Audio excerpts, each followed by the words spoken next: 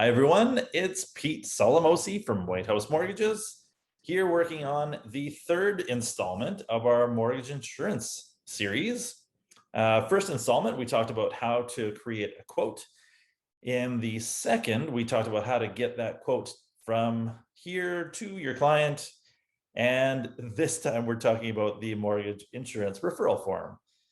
So this form is important because it helps us identify that a client is going to be coming into the system, but it also helps us identify that you need to be paid. So make sure you fill in this top section here.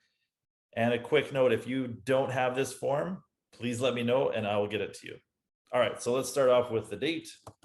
I'll put today's date in there. Mortgage broker. So this is where we know that you are the referrer. So please make sure to indicate your name. And then we move on to the client mortgage details. So I'll just enter some details in here. Mortgage amount of $500,000. This will determine the amount of the term insurance. Amortization. So this will also help determine the term length. And monthly payment will help determine what kind of a disability, like a monthly disability payment, the client will require. So those three things are important. And from here, that can change. The client can choose to accept a higher or lower number. That's all flexible. All right, so then we enter details. So I'm going to make up a person. We've got a male. His name is Phil Smith. He was born on January 1st, 1980.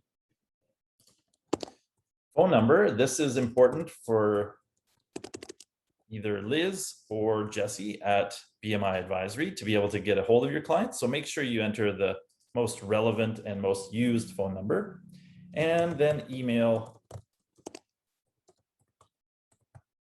We'll put Phil's, he's got his own special server there. All right, so we've entered his email, his phone number, birth date, and his name. And then lastly, it asks about a smoking status. So if you know what the smoking status is, enter it as either yes or no. In the drop down, we've got don't know, we've got no or yes. So in this case, I don't know. I haven't talked to Phil about whether he smokes, and I don't know him that well. So I'll just leave it as don't know. For those of you with an older form that doesn't have this, let me know and I'll get you the newer one. All right, so we've entered that. There is no co-applicant, but if there were, we'd enter it here on the right side of the page. All right, so we've got three client solutions, and I'll go through a really brief synopsis of each one. So client solution one is when we've taken the time to create a quote.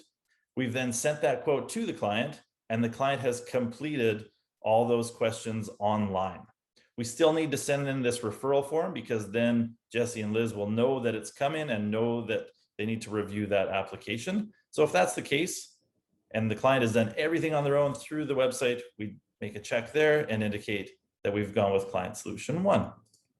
Client solution two is for when clients don't want to deal with that online stuff, but they do want to have someone connect with them. So in that case, either Jesse or Liz will get a hold of them. So you don't have to do anything but provide the quote. Once you've done the quote and they want to go through the rest on the phone, then Jesse or Liz will give them a call. So you'd make an indication there on client solution two. And lastly, if the clients decide to decline, then we just click on that third option. We've waived the opportunity for insurance. That's that. And then lastly, a client signature here at the bottom. Again, we'll indicate their names. Smith. Let's try Phil. And then we get them to sign. And once this form is all complete, the email address is right here at the bottom. So whitehouse@bmiadvisory.ca. So email to that email. The only time that we wouldn't send it to whitehouse@bmiadvisory.ca is if the clients are declining, in which case you can just send this email, this form in an email to me. So that my email is pete.sol@telus.net. All right, so again, if the clients are applying either option one or option two, email goes to whitehouse@bmiadvisory. Otherwise, send it to me. Okay, so that's that form that we can fill out for the clients. Some of you might use an online signature system like Docusign. So if you do that, I have a different form that you can use. So I'll go here and I'll click on that.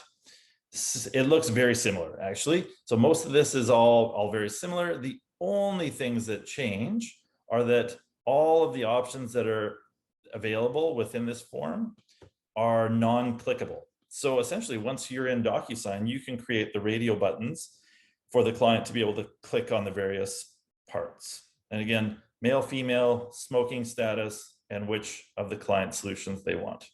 Again, anytime the clients choose either option 1 or 2, even if it's on the Docusign, this form goes to whitehouse@bmiadvisory.ca.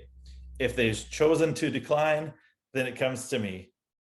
So that's it. That's how you get paid on these things. So if you guys have any questions, I will make sure to link to the rest of the videos.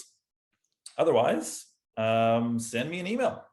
I hope you guys have success with it, and we'll chat again soon. See ya.